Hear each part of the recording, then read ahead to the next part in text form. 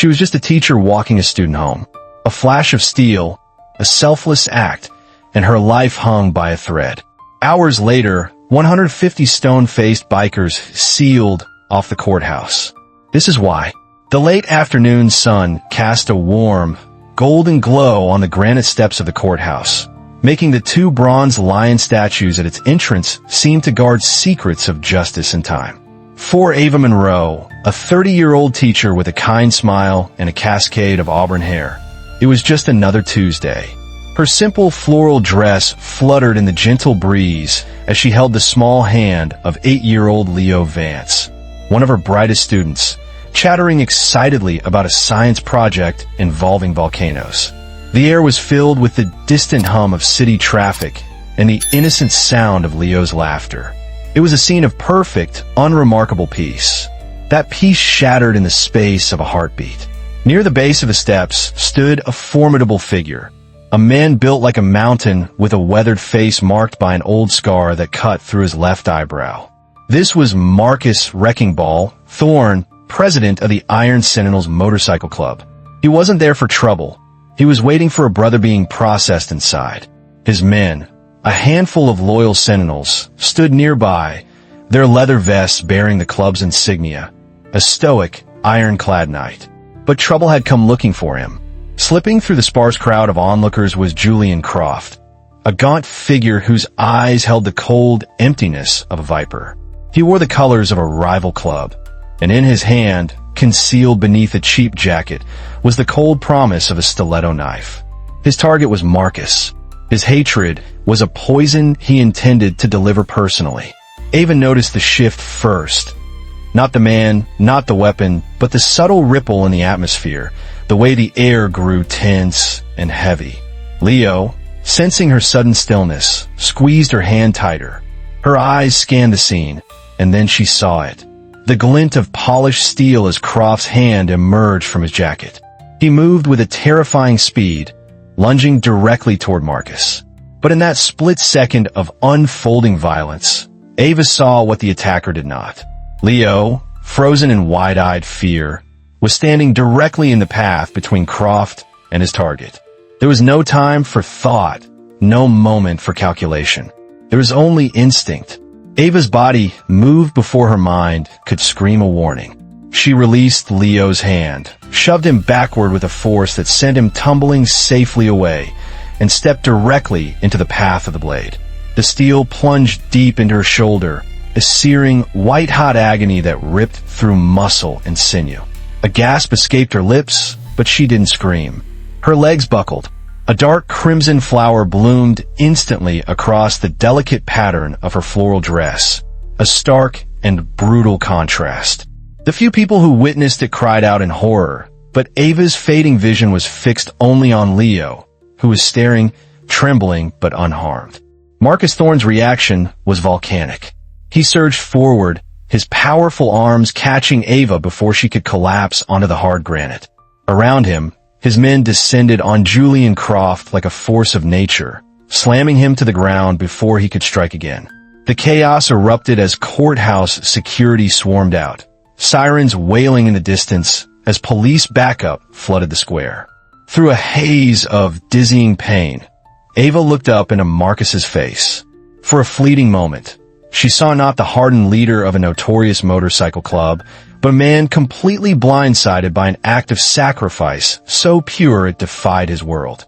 "The boy," she whispered, her voice a fragile thread. "Is he safe?" Marcus's jaw clenched so hard a muscle pulsed in his cheek. He glanced over at Leo, who was now being comforted by a bystander, alive only because of her. He looked back down at Ava, his eyes a storm of fury, guilt, and a dawning, profound respect. "You hold on," he commanded, his voice a low growl, as if his will alone could anchor her to life. As paramedics arrived, he refused to let her go, his leather vest now soaked in her blood. The ambulance screamed through the city streets, its lights painting streaks of red and white against the darkening skyline. Inside, the sterile environment was a stark contrast to the chaos on the courthouse steps. Ava Monroe lay pale and still, drifting in and out of consciousness as paramedics worked frantically, their voices a low, urgent litany of medical terms. The bleeding wouldn't stop. Marcus Thorne sat hunched on the small bench, a giant constrained in a tiny space, his massive hands clenched into fists on his knees. They were stained with her blood. He had faced down rivals in brutal standoffs, survived ambushes, and walked away from motorcycle crashes that should have been fatal. But this was different. Watching an innocent woman, a teacher, bleed out because she had thrown herself in front of a blade meant for him. This carved something raw and unfamiliar into his soul. It was a debt he didn't know how to repay. When they arrived at Mercy General Hospital, the emergency bay doors burst open. Nurses and doctors rushed forward, their faces grim. Marcus vaulted out of the ambulance, his heavy boots hitting the pavement with a thud. He followed the gurney as they wheeled Ava inside, ignoring the shouts from security to stay back. In the waiting room, the outside world had already invaded. Reporters were swarming, their cameras flashing, their questions a barrage of noise. Police officers were trying to establish a perimeter. In the corner, Leo Vance clung to his mother, his small body shaking with sobs, repeating the same 4 words over and over like a prayer. "She saved me. She saved me." The boy's words cut through the clinical clamor, echoing down the sterile hallways. The news of the attack spread through the Iron Sentinels network, not like a ripple, but like a shockwave. It started with a single, terse phone call from Marcus to his second-in-command. From there, it was a cascade of texts and calls, a digital wildfire jumping from chapter to chapter, state to state. The story was simple, brutal, and potent. A civilian woman, a teacher, had taken a blade for wrecking ball while saving a child. Within the hour, the first engine was heard in the distance. Then another, and another. They arrived not with aggression, but with a somber purpose. One by one, then in groups of 5 and 10, members of the Iron Sentinels rolled into the hospital parking lot. They parked their gleaming machines in neat, disciplined rows, the chrome catching the cold, artificial light. They dismounted, their faces grim, and simply stood there, forming a silent, leather-clad perimeter. They didn't speak. They just watched, waited. A nervous hospital administrator, flanked by 2 police officers, approached Marcus. "Mr. Thorne, you have to understand, this is a hospital.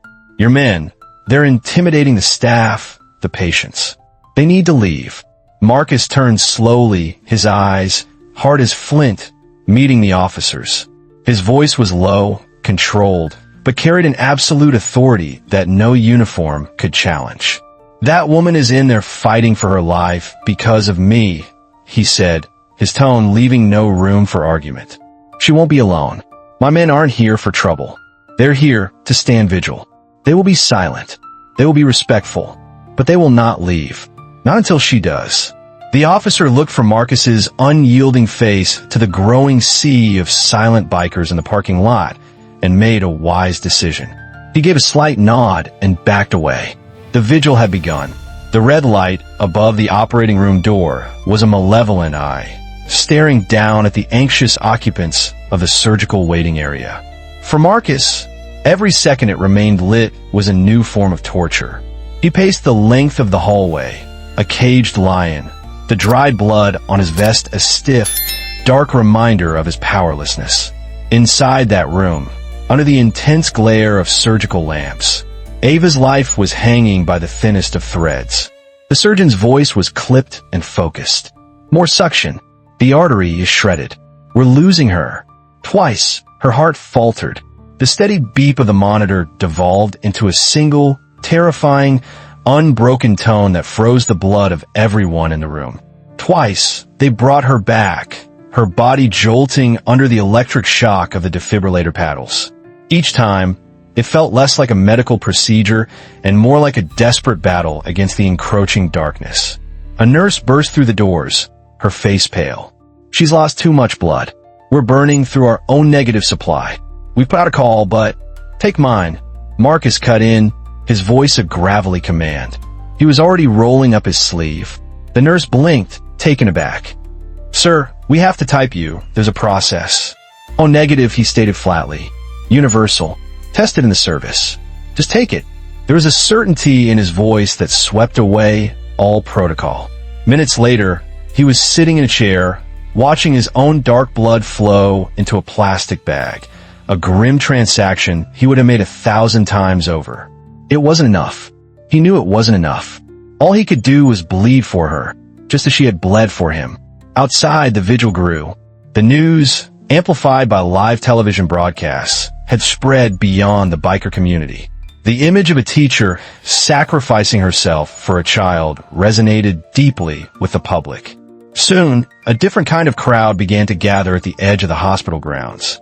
It started with a single mother holding a candle, then a family, then dozens of strangers. Townspeople who had seen the story on the news stood shoulder to shoulder with the silent, imposing bikers. They lit candles, their small flames flickering in the darkness, creating a sea of light against the backdrop of chrome and leather. It was a surreal, powerful image. Two worlds, once separated by fear and prejudice, now united in a shared hope for one woman's life. Reporters spoke in hushed, awestruck tones. Hashtags like hashtag Angel for Ava and hashtag Stand with Ava trended nationwide. The narrative was no longer just about gang violence. It was about heroism, sacrifice, and an unlikely alliance forged in tragedy. Back in the waiting room, Marcus's second-in-command, a grizzled veteran named Mick, stood beside him, watching the scene unfold through the large glass windows. "Never seen anything like it, Prez," Mick murmured. "We've ridden for brothers. We've ridden for vengeance. But this is different." Marcus didn't take his eyes off the glowing red light. "She's not one of us, Mick," he said, his voice thick with an emotion he rarely showed. "And she did what some of our own might not have. She earned this. She earned every single engine out there." The longest night wore on. The silence in the hallway, punctuated only by the distant, steady rumble of motorcycles and the quiet prayers of strangers. Inside the operating room, a life hung in the balance. And outside, a brotherhood and a community held its breath and waited for dawn. Dawn broke cold and gray, the pale light revealing a city on edge. The courthouse, the epicenter of the previous day's violence, now stood like a fortress. Steel barricades formed a perimeter around its granite steps, and rows of riot police stood with a tense, rigid posture, their faces unreadable behind plastic visors. Then came a sound. It started as a low, distant rumble, a vibration felt more than heard. It grew steadily, swelling from a hum into a deep, primal roar that seemed to shake the very foundations of the city. It was the sound of 150 V-twin engines, moving as one. The Iron Sentinels arrived. They poured into the streets surrounding the courthouse, a river of black leather and polished chrome. But there was no chaos, no aggression. They moved with a chilling, disciplined precision. They filled the square, parked their bikes in perfect formation, and then, in a single coordinated moment, they killed their engines. The sudden, profound silence that followed was more deafening and more intimidating than any riot could ever be. 150 men, some having ridden all night from 3 states away, dismounted and stood by their machines. They folded their arms, their faces set like stone, their collective gaze fixed on the courthouse doors. They formed a silent, unbreachable wall of loyalty. Reporters, who had been expecting a violent confrontation, were left stammering into their microphones. It's an unbelievable scene here. One anchorwoman reported, her voice hushed. The Iron Sentinels have effectively sealed off the courthouse, not with threats, but with their sheer, silent presence. The tension is unlike anything I have ever experienced. Inside a secure, holding cell, Julian Croft was being prepped for his arraignment. He smirked at the guards, his arrogance still intact. "Hear that?" "Nothing," he sneered. "They're all talk. A bunch of cowards." But when he was led to the transport van, he saw it. Through the reinforced glass, he witnessed the silent army that had gathered. He saw the unwavering stares, the disciplined ranks, the absolute unity. He had expected a mob he could provoke, a chaotic force that would prove his own notoriety. He was not prepared for this. This was something else entirely. This was an order, a brotherhood, an unbreakable vow written in silence. For the first time, a flicker of fear penetrated his swagger. The smirk on his face tightened, becoming a brittle mask. The police commissioner, watching from a command post, spoke into his radio. "Hold the line. Do not engage. I repeat, do not engage unless directly provoked." But he knew, and everyone there knew, there would be no provocation. This wasn't a protest. It was a declaration. It declared that the woman lying in a hospital bed was not forgotten. It declared that her sacrifice had a weight that could bring a city to a standstill. It was the thunderous silence before the storm of justice, a promise that for every drop of blood she had shed, 150 men were now demanding an answer. The air inside the courtroom was thick enough to taste, a mixture of stale coffee, nervous sweat, and unspoken tension. Every seat in the gallery was filled. The jury sat with grim, unreadable expressions. Julian Croft, though visibly shaken by the scene outside, had regained some of his defiant swagger, lounging in a chair as if he were an honored guest, not a defendant. The prosecution's case was methodical and damning, but its emotional core rested on the small shoulders of Leo Vance. When the boy took the stand, a hush fell over the room. Clutching a small toy dinosaur, he recounted the events of that afternoon, his voice trembling but clear. He didn't speak of gangs or motives. He spoke of his teacher, Ava. "She pushed me," he said, looking at the jury with wide, innocent eyes. "The bad man was coming, and she pushed me out of the way.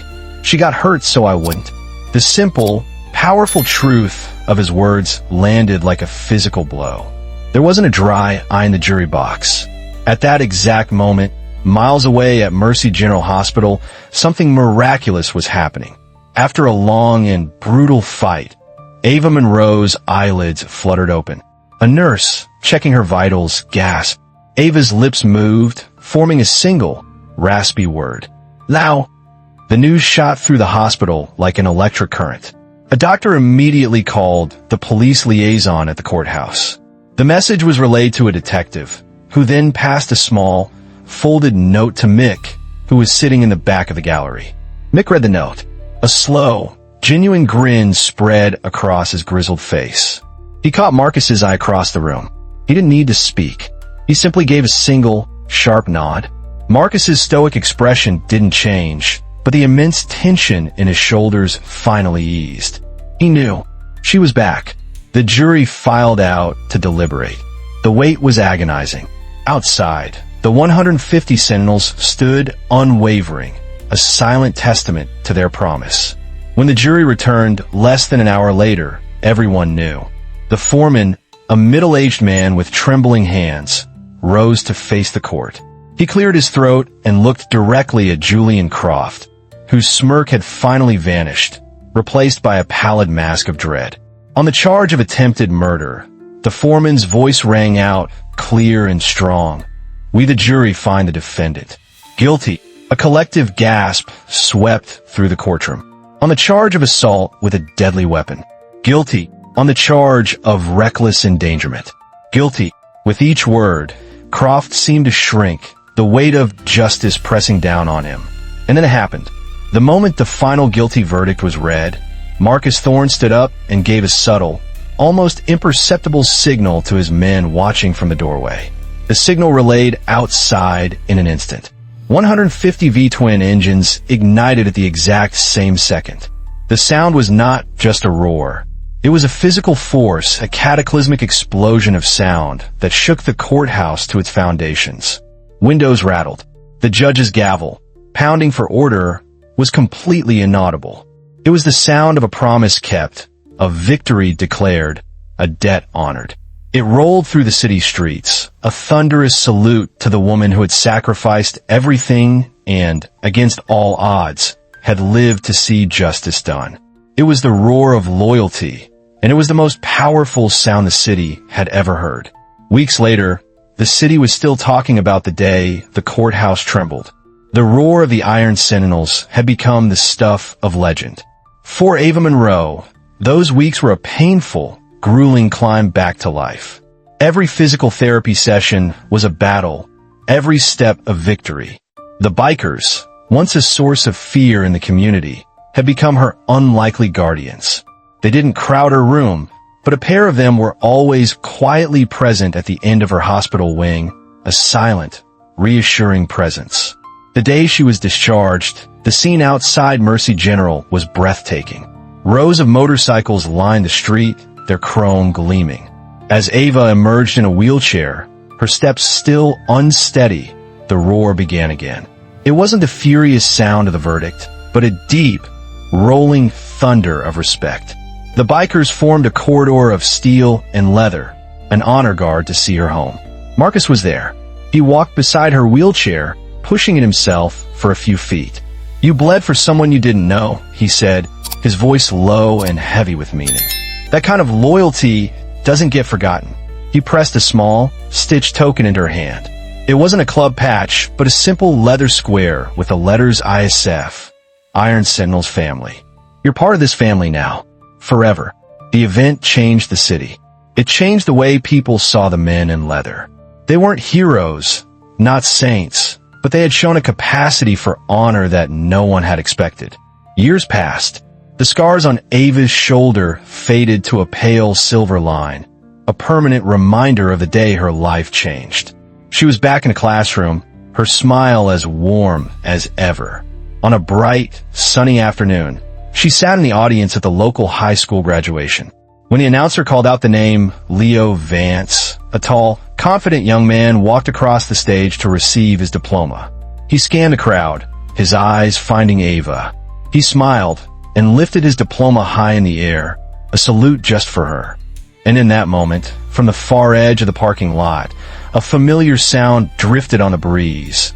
The low, unmistakable rumble of a handful of motorcycle engines.